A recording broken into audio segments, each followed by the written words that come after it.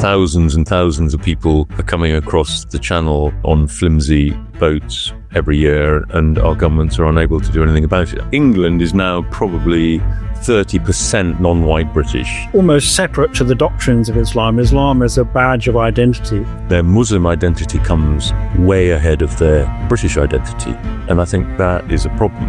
Many of the people who have been arrested and sent to prison, who were involved in the grooming gangs, had full support from their families and their communities. The definition of Islamophobia that had been proposed would have even made it very difficult to talk about grooming gangs. I mean, it's worthwhile remembering that a third of all Muslims on Earth in 1900 were living under British rule.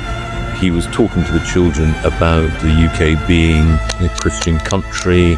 He was sacked. The question as to whether you can altogether blame people from other cultures for despising ours when we despise it first.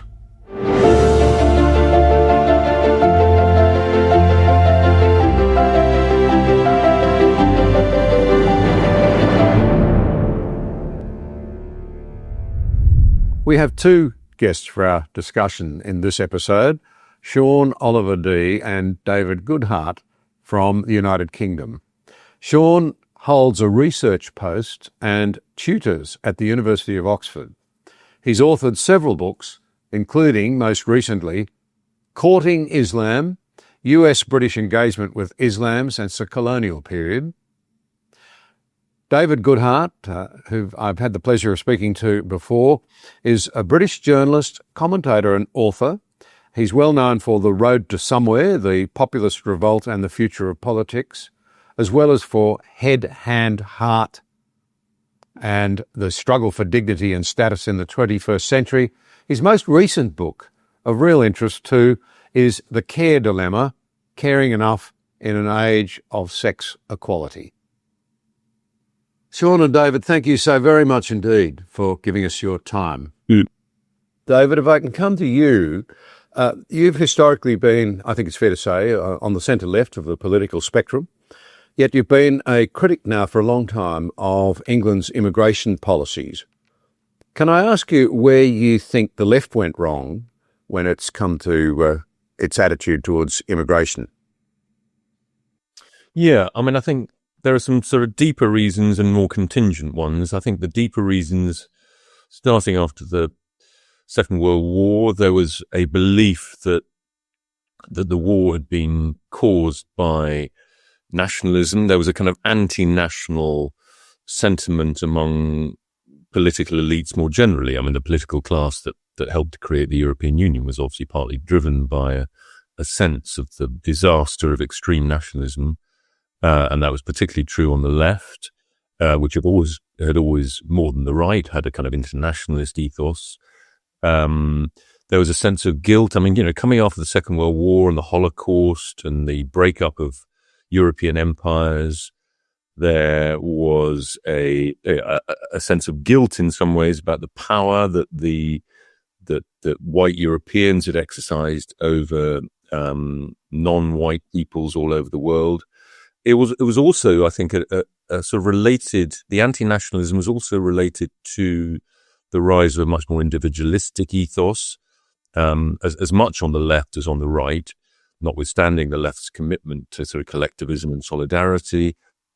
There was a kind of sense that societies, well, because of the sort of shame about historical traditions of dominant countries, there was a sense almost that societies were sort of random collections of individuals, and that adding a few 100,000 more from Nigeria or Pakistan would make no difference. That we're just a collection of individuals. Then you have the kind of more recent development. Well, I mean, perhaps part of one of those deeper reasons too is the fact that the left, and this is one of its great achievements, you might say, perhaps the great achievement of the post-war left in Europe and perhaps more broadly in the Anglosphere was the promotion of race equality and relatively open door, relatively high levels of immigration came to be associated with racial justice.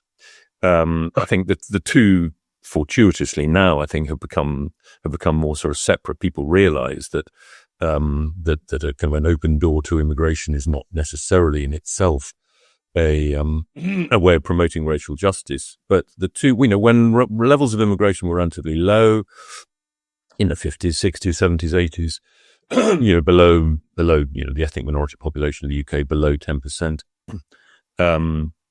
The issue of allowing people's relatives in, people who were already here from ethnic minorities, became very much associated with issues of racial justice and race equality. When more recently, in the last sort of 2 or 3 decades, the left has very much taken up the cause of human rights legislation. And of course, if legislation requires you to treat non-citizens, give non-citizens all the rights that citizens have, which is kind of one of the consequences of a lot of human rights legislation, then it becomes very difficult to deport people who may have come here illegally or may have overstayed visas or whatever. So there's a sort of, again, a bias in favor of the kind of newcomer, the incomer. And finally, I guess, again, in the more recent decades, the fact that we live in rapidly aging societies creates a huge and ongoing economic pressure for relatively high levels of immigration, which, as I've said, the political class, and particularly the left wing of the political class, are extremely comfortable with, whereas the average voter is much more sceptical about. You mentioned the, I suppose, revulsion and rejection of extreme nationalism, and that was very understandable.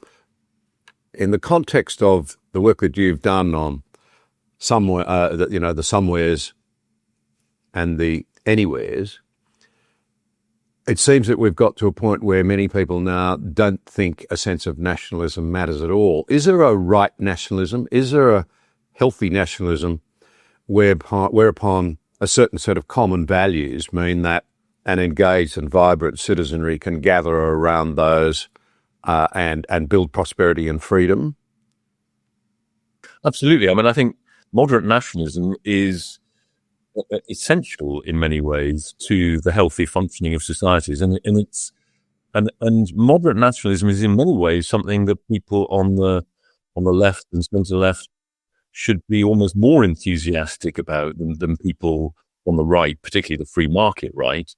We've seen this kind of hostility to ordinary Americans from Elon Musk and other supporters of Donald Trump. This idea that ordinary Americans are kind of lazy and we should just have pull in the brightest and the best from all over the world. This is not an idea that goes down very well, obviously, with ordinary blue collar Americans, or similarly it would be the case here. But we've got so many challenges coming our way, whether it's the kind of distributional effect of climate change, whether it's the enormous impact that aging societies are going to have on the enormous pressures that those are going to bring on the welfare state. Just the fact of the UK, England is now probably 30% non-white British. The white British population of England is probably now below 70%. And that we've had this enormous fragmentation, enormous change in a relatively short period of time. All of these things require, require the political class to be able to rely on a sense of commonality among the people in this country to achieve the goals that we all want. And I do think there is a real problem that particularly in recent decades, the more highly educated you are, the more mobile your likelihood to have been in your life.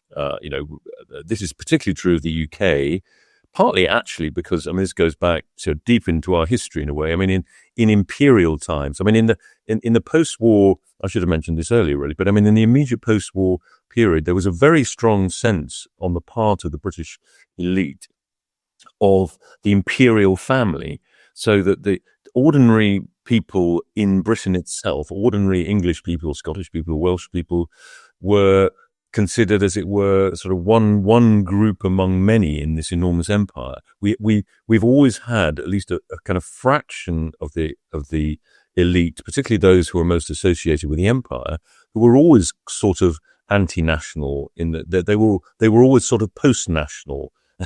Even people, perhaps particularly people on the right. I mean, the main objection to the ending of the 1948 Nationality Act, which essentially opened the door to all then, I think, 600 million people who lived in the empire or what then became the Commonwealth, were allowed access to the UK. And it was only in 1962 that was stopped. And that came from a sort of post-national spirit that derived from the empire. And in a funny sort of way, modern progressives have inherited this sort of almost sort of imperial impulse of not treating your own citizens in any sort of special way, that they deserve priority over people from former imperial countries, and the people I call the anyways, the highly educated people, who've been used to mobility in their own lives, often because they go, again, it's sort of something of a peculiarity of the UK, is a very high proportion of people who go to university go to residential universities, so that a degree of mobility and separation from their own roots is sort of inbuilt into the worldview of highly educated people in this country. And that makes them that tends to make them very comfortable with change. And they don't understand the cleaving to familiarity that actually is a very common instinct among most human beings. The idea that rapid change is somehow loss. Change is loss, in the famous phrase of the conservative philosopher Michael Oakeshott. Anywheres tend not to see the world like that, and find it hard, and are very quick to see resistance to rapidly changing neighborhoods, whether it's from immigration or gentrification or whatever. That any resistance to change is often seen as a prejudice, as a form of xenophobia or bigotry, hostility to new people coming into your neighborhood, speaking a different language to you, having somewhat different norms to you. This is anywhere see this as excitement. This is change. This is something that improves our lives. Whereas most people, the people I call the somewheres, the people who are less well educated, tend to have identities that are more connected to the group they come from and the place they live in. When that changes, it creates a sense of discomfort to those more rooted identities in a way that the anywheres often don't really understand. Sean, if I could come to you and your deep understanding of the history of Muslim-British relations, how would you say that the British governments have, in terms of their approach to Islam and Islamic issues, Muslim issues, changed since the imperial times? Ironically, I think it hasn't changed all that much, in the sense that there's, I think, always been two consistent themes. Firstly, what might be termed social cohesion or sort of social stability within the imperial period, within the imperial realms. I mean, it's worthwhile remembering that a third of all Muslims on Earth in 1900 were living under British rule.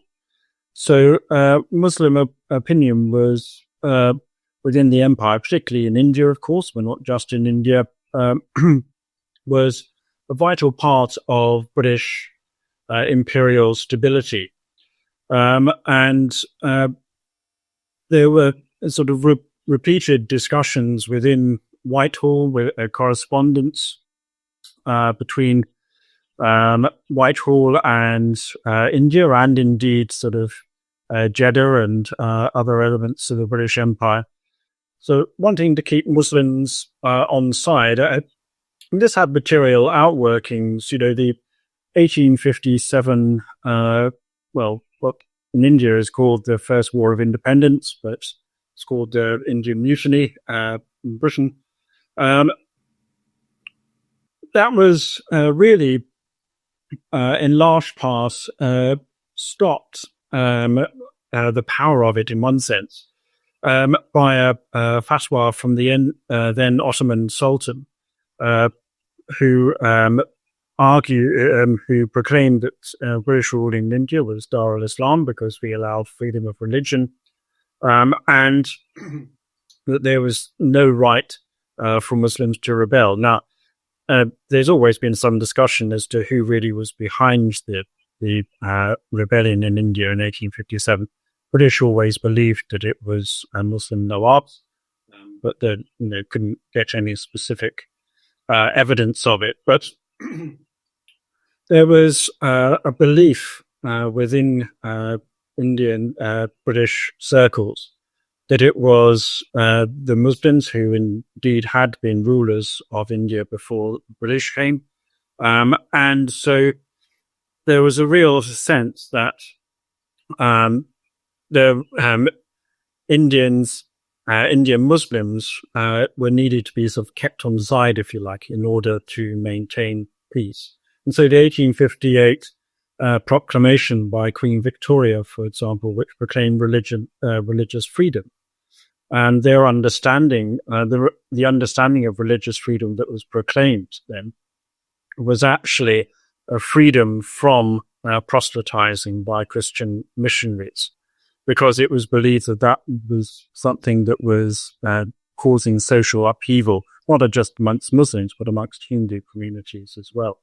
And so, and this sort of the idea of freedom from being proselytized in order to maintain peace, and I mean, right up to 1920,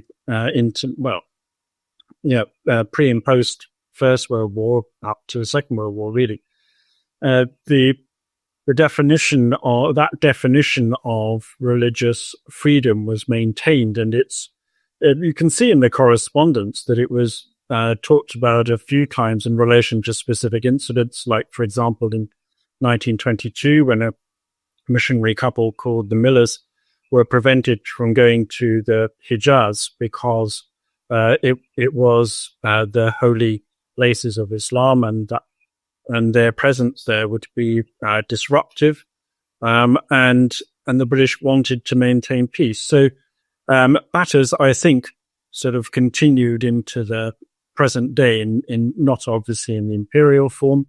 In terms of social cohesion, I think it's very much the sort of need for the desire to sort of keep an equilibrium.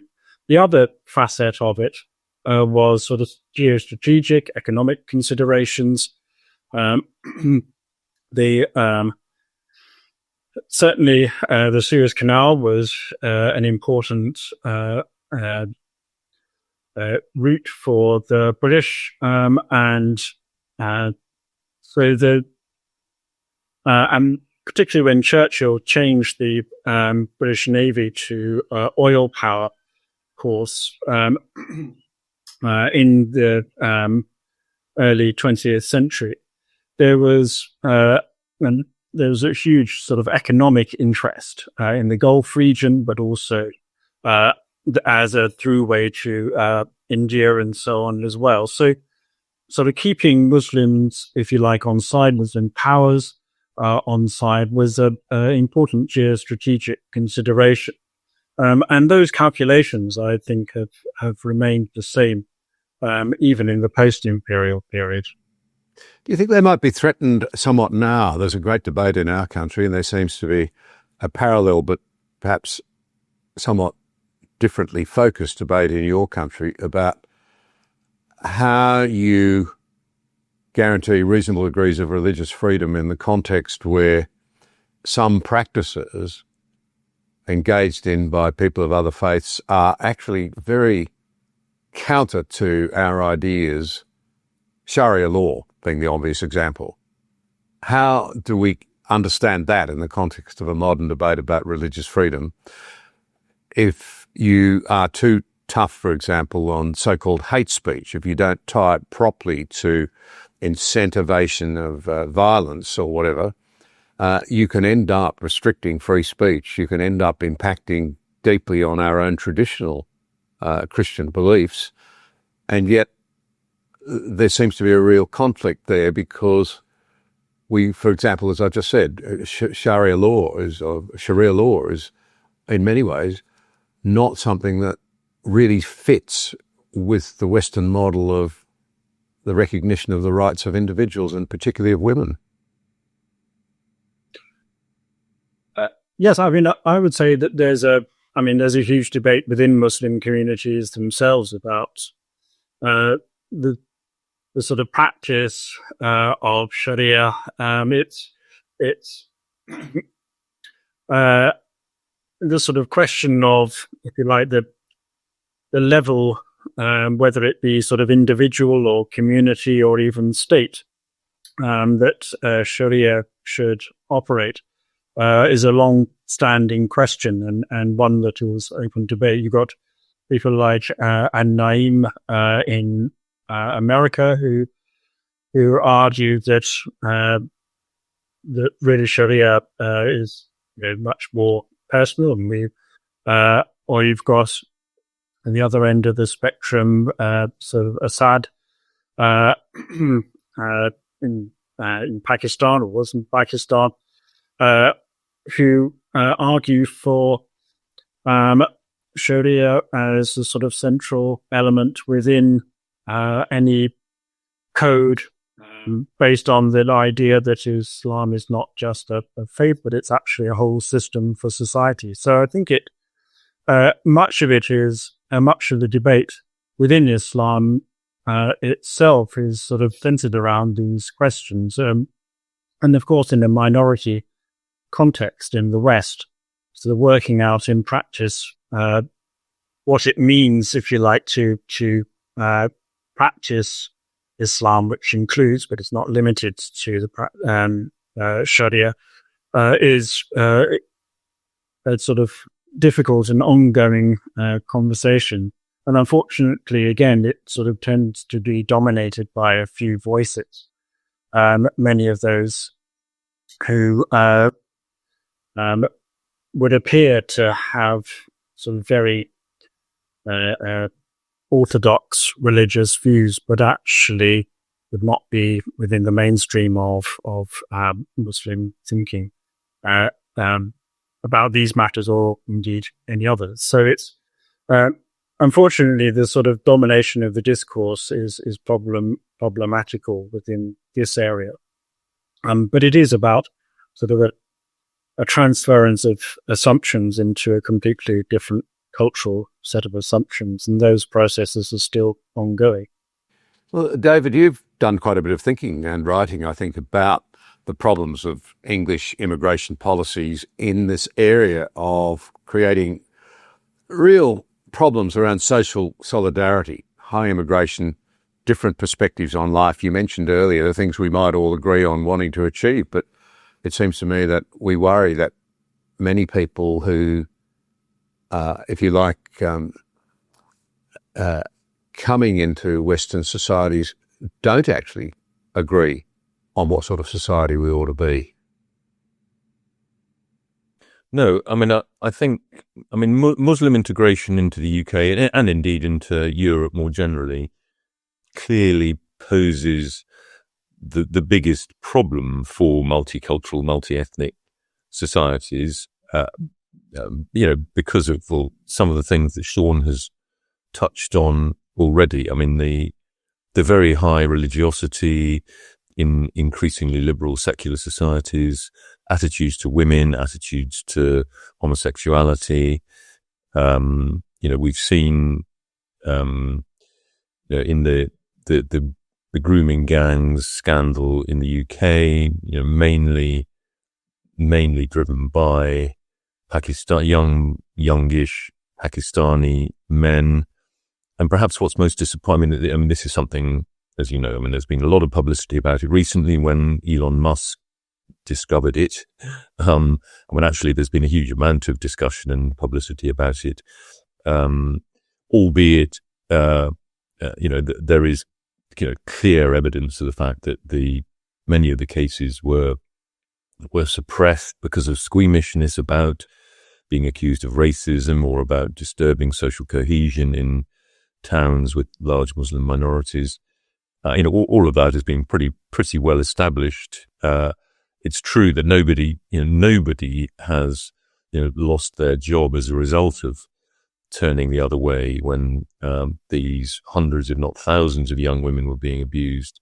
But one of the most disappointing things about it, I think, actually, is the lack of response from the Muslim community perhaps it's unfair in a way to talk about the whole Muslim community, but the Pakistani community. There's been very, very little regret expressed. I mean, many of the people who have been arrested and sent to prison, who were involved in the grooming gangs, have had full support from their families and their communities and so on. The sense that it's somehow all right to treat non-Muslim white girls, many of them from difficult backgrounds, many of them who lived in care and so on. I think it is that is certainly contributed to a further deterioration, if you like, in the relations between at least a large part of the Muslim minority in the UK and the rest of the population. And I think the other disappointing thing is that we haven't really seen the emergence of a sort of integrationist, more liberal, more successful Muslim elite in the UK. I mean, there are quite a few Muslims who are prominent in the public realm and who are successful in business or the media or whatever, but it's an individual by individual thing. Whereas, with some of our other minority groups, I mean, Hindu Indians, for example, are extremely successful, more successful on average than the average white British person. And, as you know, we recently had a Hindu British Prime Minister. So, we have the Muslim population in the UK is now about 7%. I mean, it's going to, by 2040 or 2050, it'll be more like 15%. And certain towns, it'll be, half the population, if not more. I think the truth is we don't really know what to do about this. I don't know whether Sean has any ideas, but we haven't seen, if anything, again, as in other European countries, if anything, younger generations are cleaving to more militant forms of Muslim identity, often rhetorical rather than lived. I mean, you get this sort of strange situation where lots of young Muslims, say in Bradford, somewhere in the north of England, live lives that are probably not that dissimilar to their white fellow citizens. They will often drink and take drugs and have premarital sex and so on, but kind of rhetorically they will identify very strongly with their Muslim heritage and, of course, with the Muslim cause more generally, with the Ummah. You've seen this in the pro-Palestinian demonstrations up and down the country since October the 7th. It's helped to form a very strong British Muslim identity among young people. So, Muslims from all sorts of different national backgrounds sort of come together over these causes. And that too, I think, is in some ways that their Muslim identity comes way ahead of their British identity. And I think that, for reasons we've already discussed, I think that is a problem. And I don't think at the moment we really have any answers to this. We live in a liberal society. You can't force people to integrate. And of course, in many respects, there is you're young. I mean, I think the future really lies with young Muslim women, who are obviously very much attracted by the greater freedoms that that liberal societies offer them. But equally, like their brothers, feel a loyalty to their family and their religious traditions, and sort of how that is going to play out. How young Muslim women, will they lead a kind of move towards a more liberal integrationist Muslim culture in our countries or not? I think that's the big question. I would say there's a couple of things there. I would, as far as I think that one of the sort of big difficulties is that it's very hard to see what goes on beneath the surface. But there are some clues, I think.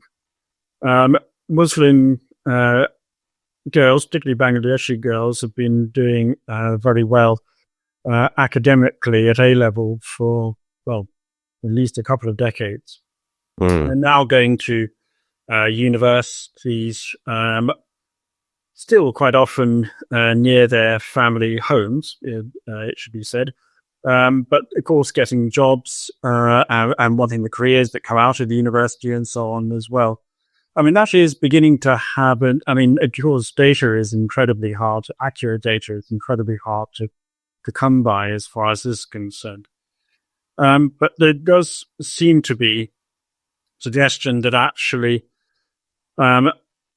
this is having an impact longer term on the sort of shape of in Muslim communities in the UK, in the sense that girls are sort of putting off getting married, and sometimes even when they are married, they're out earning their husbands, and that changes the dynamic within the relationship or within marriage. And it seems as if divorce rates are increasing as well. Whether they're the sort of, there is some debate as to whether they're the sort of same wider population, but certainly increasing. And indeed, actually, in the Middle East, there's again snapshot evidence, but there is some evidence that this is even happening in the Middle East as well. So I think, I think David mentioned, the sort of importance of women and girls within the Islamic context, and I think that is certainly true as far as sort of shaping Muslim communities going forward is concerned. Actually, just on the as far as sort of earnings and so on is concerned and wealth, and there's a Joseph Roundtree report, I think back in 2015, which said that although there had been a gap between Muslims and the wider population in terms of wealth, that actually by the third generation, which we're sort of more or less in now, that seems to have largely closed up. And so it's actually sort of more or less equal as far as sort of wealth is concerned. So I think there are changes going on, and as talked about sort of identity, and I think sometimes, I think that it was a DCLG report, Department of Communities and Local Government report back in 2009, which was fascinating. It goes to something that David just talked about there. It was to people of all different religions. It was quite a large survey, if I remember correctly, about 10,000 strong.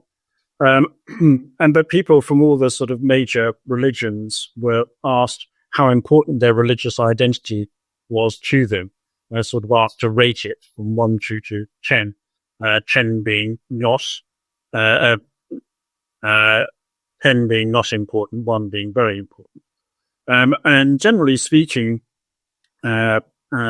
most faiths, Christians, Jews, Hindus, etc., were putting about 7 or 8 on the survey, whereas for Muslims it was about 3 or 4. And it shows, I think, as David mentioned, whether sort of almost separate to the doctrines of Islam, Islam is a badge of identity for Muslims. is clearly very important, and identification with that identity. And so sometimes I think we can confuse or the sort of analysis can mix the two together. And of course, there is a relationship between them, but they're not one in the same thing. And that, it seems to me, has always been the case, certainly sort of going back to the periods that I study as far as the imperial context is concerned. For the sort of badge of identity of Islam is not necessarily the same as the badge of the practice of Islam. Just a little kind of footnote to that. Sean was talking about the relative success of Bangladeshis, and I think that is a very interesting development. I mean, there's a sort of divergence. I mean, if you take the Bangladeshi and Pakistani communities between them, they form, I think, about 2/3, 3/4 of the British Muslim population. But you're seeing quite a significant divergence between the two groups. The Bangladeshis have been doing a lot better than the Pakistanis recently. That's partly where they're based. I mean, a large proportion, nearly half of the Bangladeshi population of the UK live in Tower Hamlets or in London, the East End of London. And as Sean says, a lot of the young women are doing very well at school and going to university, often to university in the East End of London, Queen Mary and the other universities down there. And one of the reasons for that, I think, is that Bangladeshis are far less likely than Pakistanis to take spouses from the subcontinent. About half of Pakistani marriages are between people here and a spouse brought in, often a cousin brought in from Pakistan, and that is a real obstacle to integration. It creates this sort of, I think it's called the kind of first generation in every generation problem, that you have to kind of start again. Somebody comes in, often a young woman, doesn't speak English. So the children are brought up with at least one of their parents belonging to a very, very different world and a very different culture, often speaking a different language. And that sort of slows down the whole process of integration. And of course, the other thing that wasn't even so true 30 or 40 years ago is that it's now much easier to live in a completely separate cultural bubble thanks to modern means of communication. You watch Pakistani television, you watch, you link into Pakistani issues on the internet and social media and so on. It's when people came here in the 50s and 60s, there was a much, much stronger sort of natural impulse to integrate, partly because you were smaller in number, so you were much more likely to have white British friends, and you were much more likely to kind of watch the BBC. Now you can live in a completely separate universe, and that is something that makes the problem harder. Sorry, I'll just go to say that that's not just true of Muslim communities. One of the things that Ines Bowen in her 2014 book is excellent, sort of going around the country looking at different Muslim communities, and sort of highlights that some are more open than others, but also there's sort of the development of social media, I think, has definitely increased sort of siloing, whatever community one's talking about. And so it's just sort of, I think that the sort of nature of the times that we live in, if you like.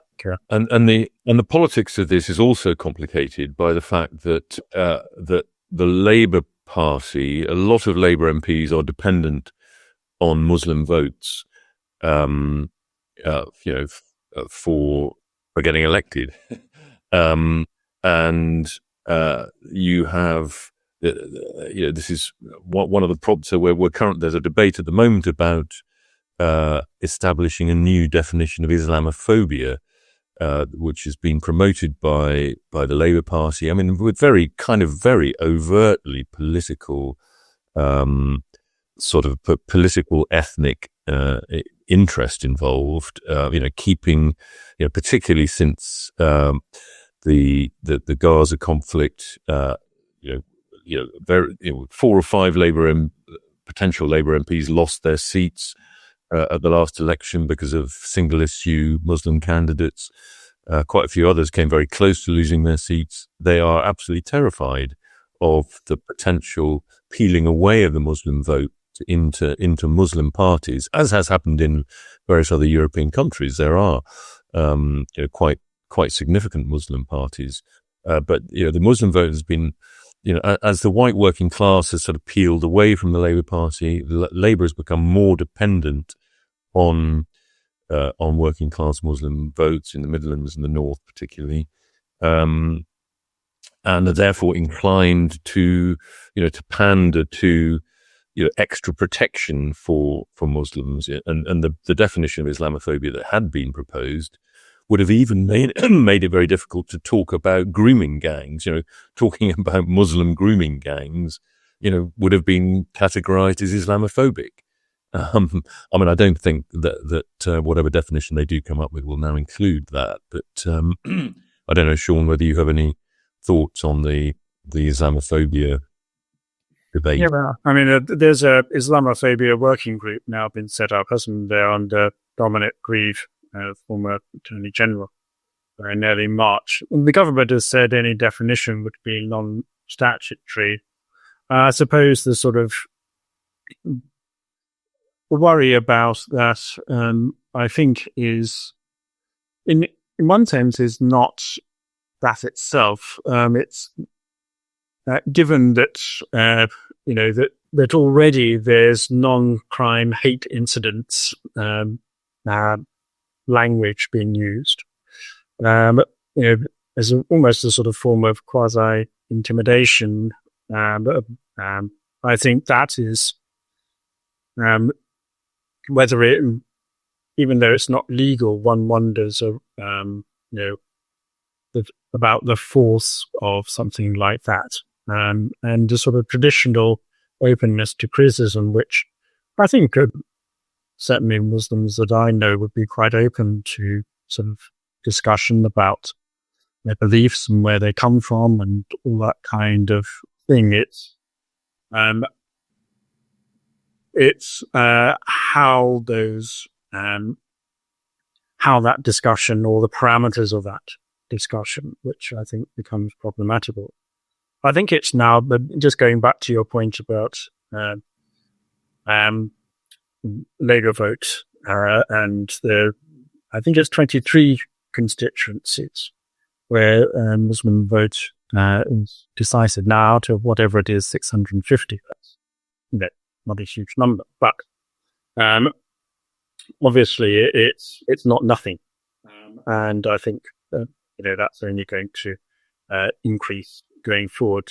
And I think it goes back to, I suppose, to what I was saying about sort of British government back in imperial times being dependent on sort of keeping Muslims on side, and this is just another facet of that same dynamic. It's the context has changed, and whether it's domestic or international, but there's reasons, if you like, in different contexts to keep. And this starts to create great resentment among other minority groups. I mean, there's a sense of sort of favoritism towards Muslims, because they represent a sort of greater threat. And this is another issue that we're going to see more and more of, is kind of intra-minority conflict. I mean, we've seen in Leicester, when was it, a couple of years ago, Muslim-Hindu conflict in Leicester. I mean, that I fear is another thing to worry about in the future. I was interested anecdotally in London only a month ago. I was in an Uber with a Pakistani driver. He's a very warm and friendly and engaging man. We went past a bus stop, and it had a massive poster there urging people to praise Allah and to pay the tax, I've forgotten what it's called, that they impose, many Muslim communities impose on their communities to raise money. I asked the driver, was he Muslim? And he confirmed that, yes, he was. I said, is it important to you? He said, no. He said, I do not go to prayers, but my 4 children come home from school knowing their faith and knowing what is right and wrong.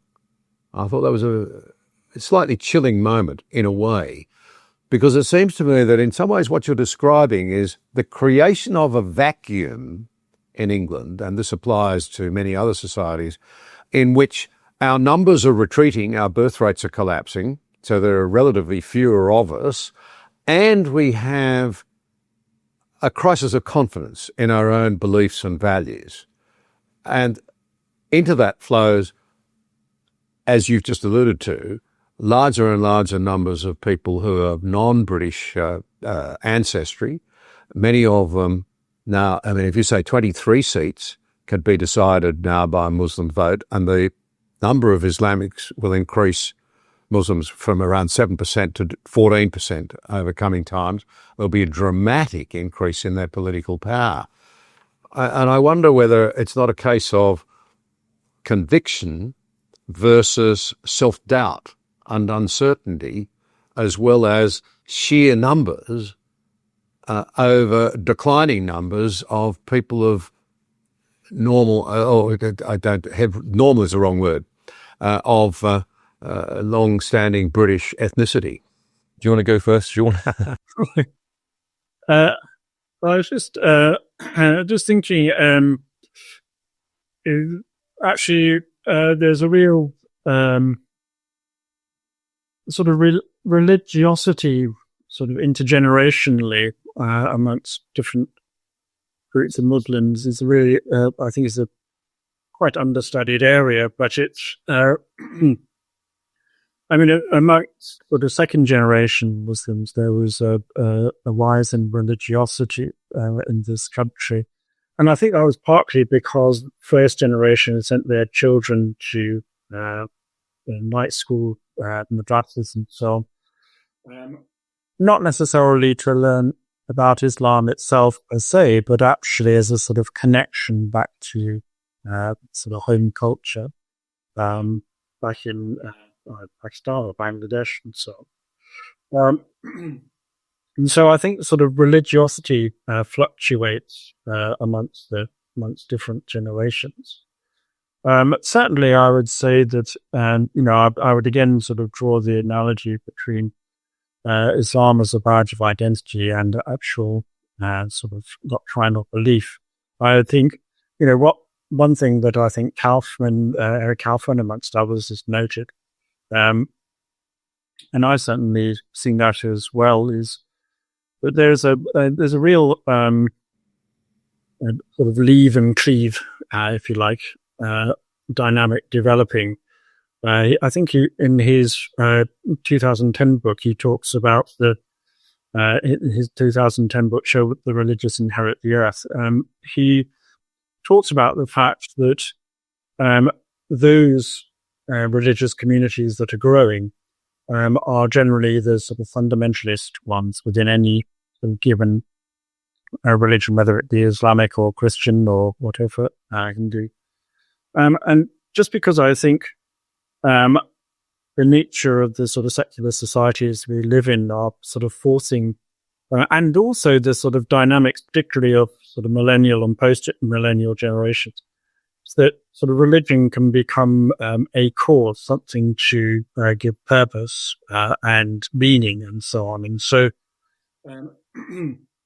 I think for those who sort of remain within the faith of their parents or choose it for themselves, I think a much stronger religious identity manifests. But statistically, and I'm afraid I can't remember where I saw this, but it's around about 50% of children follow from religious backgrounds follow their parents into the same faith, whereas for those from a non-religious background, atheist or agnostic, about 90% of them sort of remain within the faith of their parents. So the sort of percentages are smaller, for those sort of adhering to belief. But I think it is having an impact, and not just within Islam, but within Christianity and Hinduism and so on, as well as if you decide to stay religious, for want of a better expression, then you cling to it all the more tightly in this sort of identity context as well. Yeah, I mean, I think, as John, I think, was hinting, I mean, this is one of the great problems of liberalism. I mean, liberalism, the idea of the importance of the individual human being, the focus on the kind of the controlling power, the separation of powers, the rule of law, all of these things that we associate with liberalism, they're all sort of techniques for allowing people to live freely, but they don't tell you how to live. Liberalism does not give you an identity. It does not give you a meaning in life.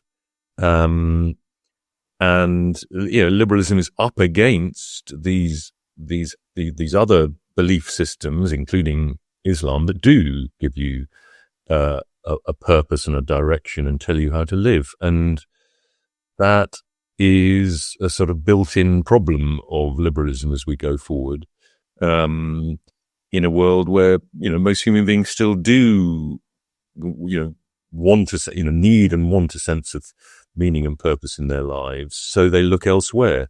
And liberalism may underpin our freedoms, but it's as it were, its kind of lack of content, is a potential threat to it. And I don't really know what the answer to that is, whether liberalism can somehow become more muscular, become more overtly Judeo-Christian in countries that are still majority Christian. Incidentally, a friend of mine was teaching in a school in Leighton in the East End of London, and it was not a Muslim school, but it was overwhelmingly majority Muslim, like 90%, 95% of the kids were Muslim. And he's a very committed Christian. And one of the reasons he was very happy to work in the school, he liked working in a school with lots of kids who took religion very seriously because of their Muslim background. And he was sacked because he was talking to the children about the UK being still technically a Christian country, talking about freedom of religion, that, you can't impose your religious beliefs on other people and so on. And a kind of a Chinese whispers version of what he'd said had got back to the father of one of the children in the class, who was I think chair of the governors of the school and a very committed Muslim, and he was sacked. It was sort of extraordinary story, but I fear rather emblematic of what is happening in some of our communities. It raises in my mind the question as to whether you can altogether blame people from other cultures for despising ours when we despise it first. I'm not sure if we necessarily even despise it. There's some who do despise it, but I think for most of us, the problem is I don't think we know how to define ourselves, and we haven't got to that part of the conversation, if you like. It's was it democratism? Britain losing an empire, trying to find a role, and it's. I think 2012 was quite an interesting moment. We had the Diamond Jubilee, and then also the Olympic Games. And the Olympic Games opening ceremony was really fascinating in the story that it told about Britain at that point.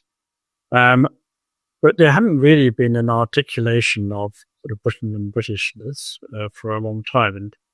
And so I think the sort of conversation is sort of moving on, but it's still sort of in process, if you like.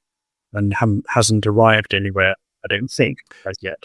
Despise may be a little too strong, although I'd contest that perhaps it isn't. Perhaps it's a little short of despising when you are embarrassed about the beliefs, the values that gave rise to the great liberal experiment, if I could put it that way, and you're not prepared to defend them, you're not prepared to stand by them, not even prepared to try and understand them and acknowledge the role they played.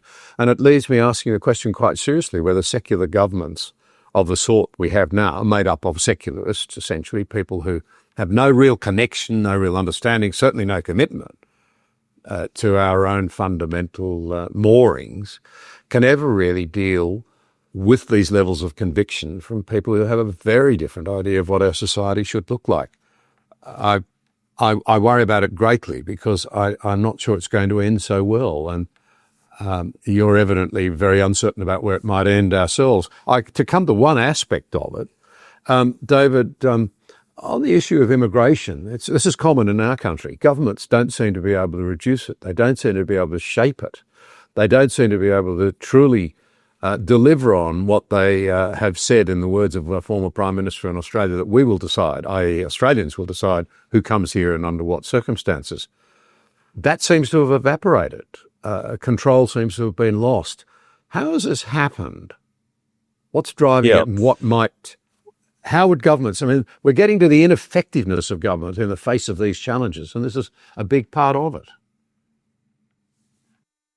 Yeah, most vividly expressed in the fact that thousands and thousands of people are coming across the channel, on flimsy boats every year, and our governments are unable to do anything about it.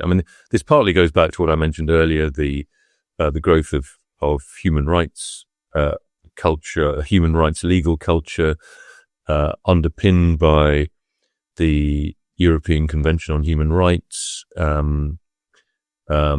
legislation, or the kind of the legal rulings that have come from the ECHR that effectively mean that it's impossible to. Well, once somebody's in this country, it's very, very difficult to deport them because of the various ECHR articles that prevent that. Encouraged also by our own courts too. But you have, there's also a huge economic incentive. It's essentially a kind of economic short-termism. We had this extraordinary, we voted to leave the European Union in 2016, partly on grounds that people did not like freedom of movement. We'd had a huge increase in people mainly from Eastern Europe after 2004, when we were the only big European countries to open our labour market to the East Europeans immediately. Most other big countries waited 7 years before doing so. So we've got a huge inflow.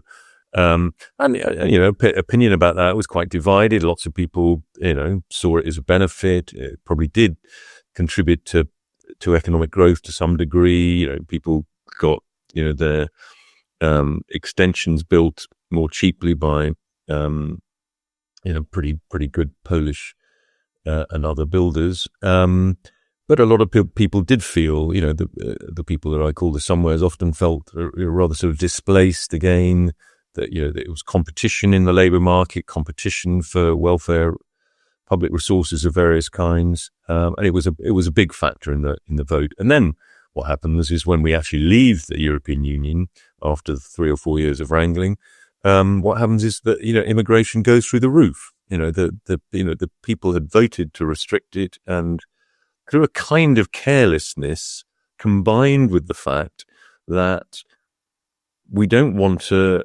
have to pay, we want to get things on the cheap, basically. We want to get higher education on the cheap. We want to get our health service on the cheap.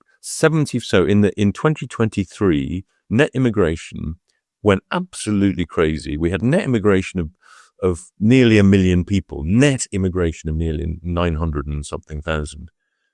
Quite an extraordinary number, when people were already objecting to net immigration of 250 or 300,000. It trebled under, the carelessness of the Boris Johnson government. But 75% of of the net inflow came from student visas and work visas associated with health and social care. So that, I mean, this underlies, so you have these huge lobbies. I mean, most government departments want higher immigration. The only government department that is trying to restrain it is the Home Office. But you have the Department of Education, representing the interests of universities. Our universities, about 25% of income of British universities comes from international students. And we've massively expanded. Most people, I think, would probably now say over-expanded higher education in the last sort of 20 or 30 years. And it's been fueled by international students. So you have a huge lobby, a very influential lobby. The higher education is an extremely influential group in our politics and our society. And you also have the NHS and all the providers of social care who are increasingly dependent. I mean, we're international outliers in this. I mean, it's really shameful. Nearly half of all hospital doctors in the UK were trained abroad, often in much, much poorer countries. It is sometimes said, I'm not sure it's wholly accurate, but it's sometimes said there are more Ghanaian health workers working in the UK than there are in Ghana.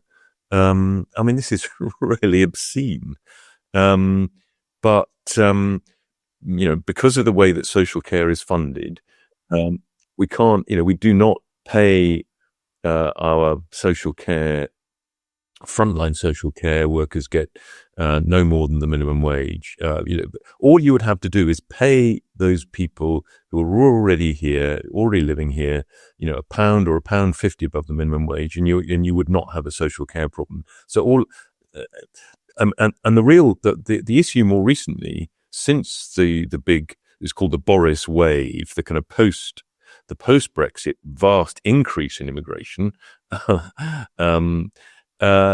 you've seen a big switch to people coming from much lower skilled backgrounds than the European immigrants during the free movement period. So I mean, there are huge and powerful vested interests that sustain it, but it's sort of driven ultimately by our sort of short-termism, our economic short-termism that allows us to get higher education and aspects of health and social care on the cheap. And we're just going to have to, I mean, there is a huge revolt against this immigration explosion. And the Tories did realise that they'd kind of they'd opened the door far wider than they had intended, and so they took various measures which are bringing the numbers down. But most of the economic forecasters are assuming we're still going to have ongoing net immigration of about 400,000 or 500,000 a year, which is far, far too high for most people, and that's even excluding the kind of headline illegal entry, the boats still flowing across the channel, which makes people very angry. We had riots last summer. I suspect we'll have riots this summer too, because a lot of the people coming across the channel are still being put in local hotels, and you've got lots of young men, many of them young Muslim men from very different cultures, hanging around your streets. There is a lot of places are potential tinderboxes. Goes beyond multiculturalism, doesn't it? I mean, multiculturalism's been controversial for a long time. There are those who see it as a danger to the underlying culture if you so emphasise different cultures and so increase the people of different cultures coming into your nation that you swamp your own culture, particularly if you're not strongly wedded to it, strongly committed to it. I wonder whether multiculturalism is now seen as dead in the UK. You've certainly had former prime ministers who have said it's been a failure, as I understand it. And how you might pick the pieces up from that and try and weld something together again. Fractured societies are not just a social problem, they're an economic problem. You've alluded to that, I think, in what you've just said, David, that prosperous societies are always high trust societies. And Britain is not in great economic shape. Not many Western countries are. The restoration of some degree of harmony and of trust is critical, I would have thought, to being able to fund those frontline services you've talked about, health services, defence, what have you, because it's critical to a functioning, growing economy. Yeah, I mean, I think people are more sceptical about, multiculturalism has many different definitions, but we've always been a multicultural society in the sense that we have people from different ethnicities. We are a multi-ethnic state. I mean, that ethnicity is about ancestry and myths of ancestry. So, Scots have a different ethnicity to English people. The Welsh have a different ethnicity to the English. We've always been multi-ethnic, which perhaps in some ways made it easier in the post-war period for people from other non-white ethnicities to become part of the UK, because we were already multi-ethnic. Multicultural, tended to be the word that was used to describe non-white ethnicities arriving here, and often people with more different traditions. Obviously, the English, the Scots, and the Welsh had particularly in the 20th century, the welfare state and and fighting two world wars, had created a sort of quite a cohesive country. 97%, of white British. And then, as time passes, the ties that used to bind people together, even excluding non-white immigration, have frayed, hence, strong movement for Scottish independence and so on. The multicultural story, multiculturalism came to mean essentially, being friendly towards people from a different culture to you.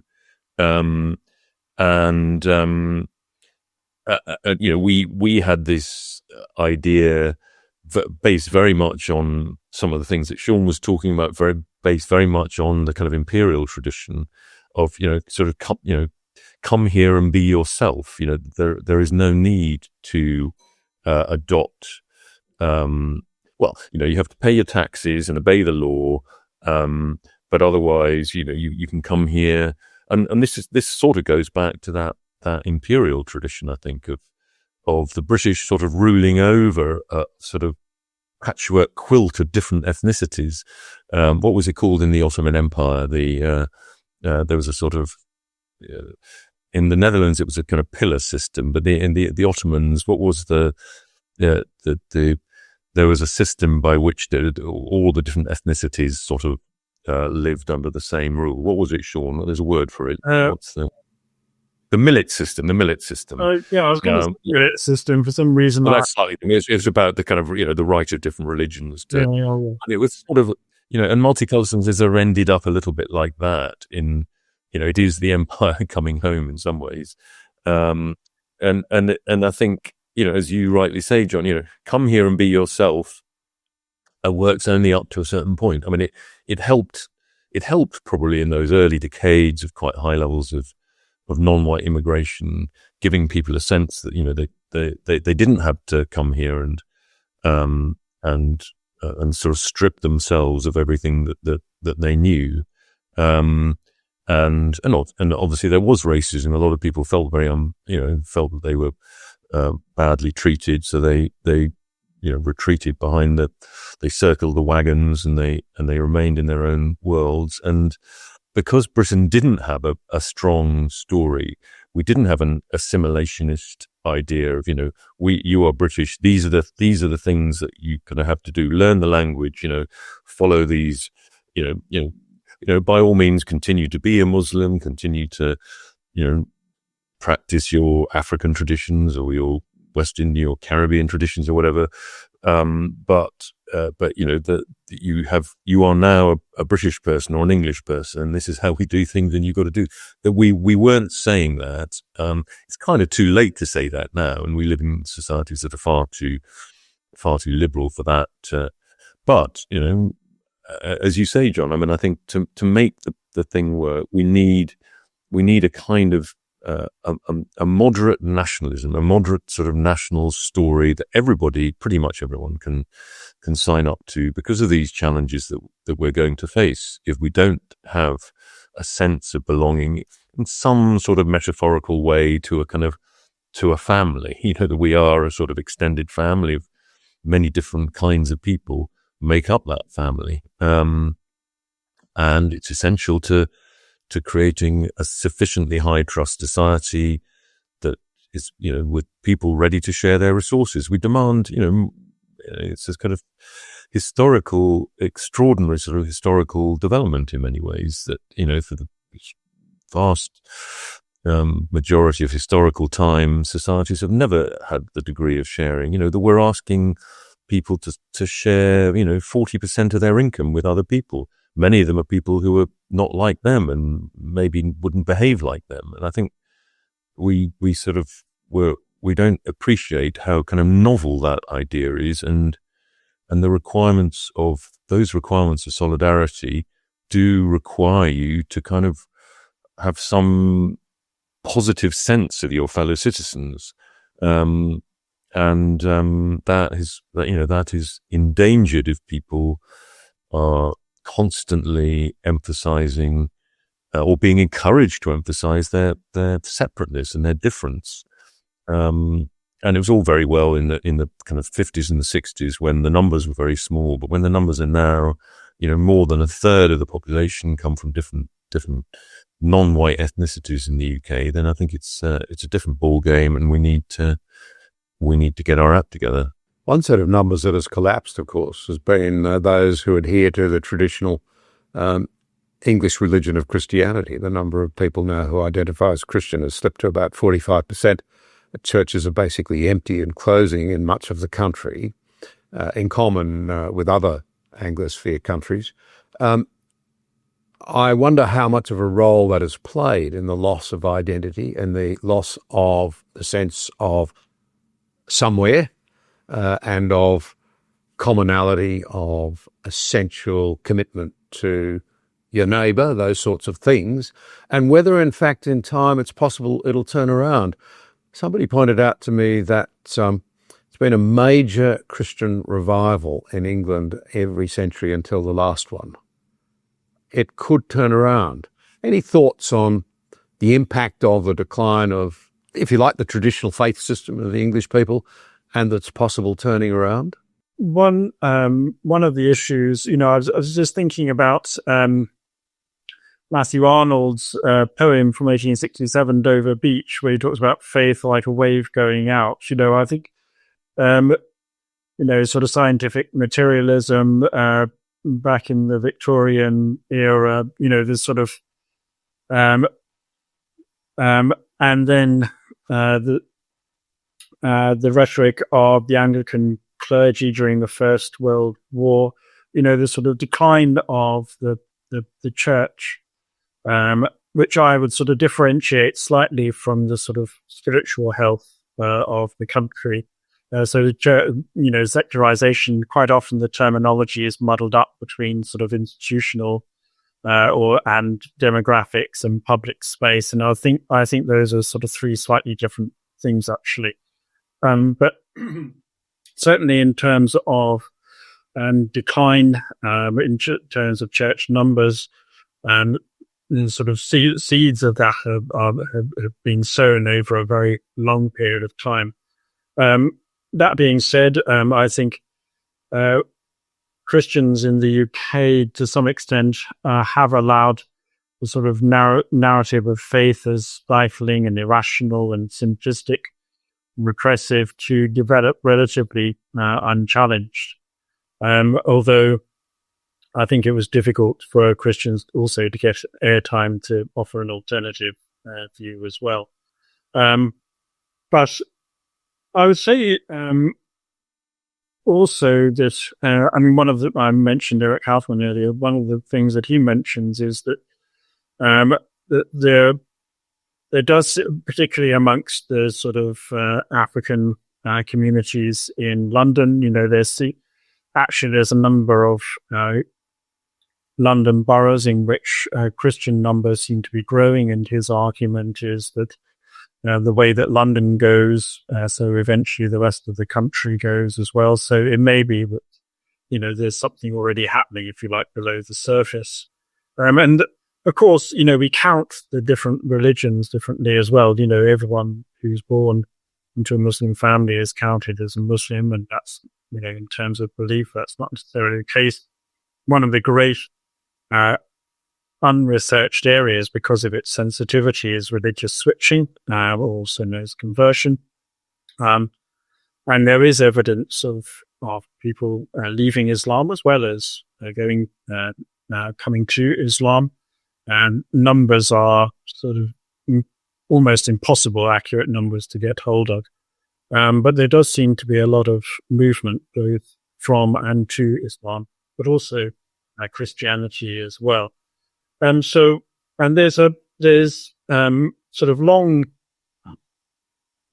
lots of long-term issues, I think, there that are ingrained. And again, I think there's and also actually specifically the Church of England is quite as an established church, and the earliest translation of the Quran into English was done by a priest, Alexander Ross, and was chaplain to King Charles I. And Daniel Ross in his 2020 book talks about Church of England as the principal vehicle for representing non-Christian communities. And I think there's sort of the role of the church and an established church in that kind of context is really interesting to think about as well. I don't think there's any sort of quick solutions, but I think there's no doubt that for all the sort of secularization talk, there is a lot of religious searching going on, spirituality and searching. And so whether it's formal institutional belief or whether or adherence, belonging is something that's sort of become less and less fashionable, if one can put it that way anyway. I think that there are spiritually the country is as live as it ever was. I think one of the mistakes we made is to view the past as more Christian in one sense than it was. Stark and Bainbridge, Acts of Faith, I think it is, in 1985, they talk about the fact that actually there are priests in the Middle Ages complaining about empty churches and so on. And we have this vision that everyone at that time was a believer. Elizabeth I had to introduce a law to force people to go to church. I think we have a skewed vision of the past, which doesn't help our understanding of the present as well. So I would say that I don't know whether we're less religious than we were before. But I will say that there's much more of a direct challenge from non-Christian beliefs, whether Muslim or any other, actually, going on. And that does have a cultural impact, the way that actually migration from any in culture, whether it be Eastern European or whether it be other parts of Western Europe or further afield, will always have an impact on culture. I was just going to agree with Sean. I mean, I think there is a lot of, there is a search for meaning that is going on, because it's not provided by our own, by liberalism or by our own national traditions in many ways. And you get a lot of substitute religions. I was listening to a podcast just yesterday about how sort of therapy plays the same role as kind of religion in many. With the therapy culture, it's a sort of quasi-religion. You have identity politics. If you're if you're a young woman, you identify with feminism. If you're a young black person, you identify with your ethnic identity. All of these are sort of playing some of the same roles, but they are not. And they often end up by being very divisive. Your identity is pitted against, that of the white majority, and we've kind of vacated the kind of middle. So we have all these sort of subnational identities, ethnic or otherwise, and we've had over recent decades the development of all of these sort of supranational organizations and institutions and treaties that increasingly govern our lives, that prevent us stopping people coming across the channel, or the international human rights legislation, the European Union, or all of these supranational bodies. And we need to restore the national level. I mean, I think that that is the sort of the only thing that we have in our more multicultural, multi-ethnic societies that will provide the kind of form through which we can create a sort of common creed, a sufficiency of sort of common understandings and common interests. Obviously, within a nation, there are lots of conflicting interests, and that will always be the case. But some sort of overarching language of common interests in the form of kind of moderate nationalism, I think is the only way forward, really. Well, I think in these uncertain times, I'd like to salute both of you very sincerely for helping us unpack, for giving us mirrors, if you like, by which we might gaze into some understanding of ourselves. Because without that, without encouraging a quest for answers and a better way forward, the divisions that so bedevil us will only, I think, become worse. So you've been very, very generous with your time. Any rounding off comments? I mean, obviously, these matters, you could talk about them for weeks, but I think your insights have been very valuable, and I'm appreciative. Thank you. Thanks.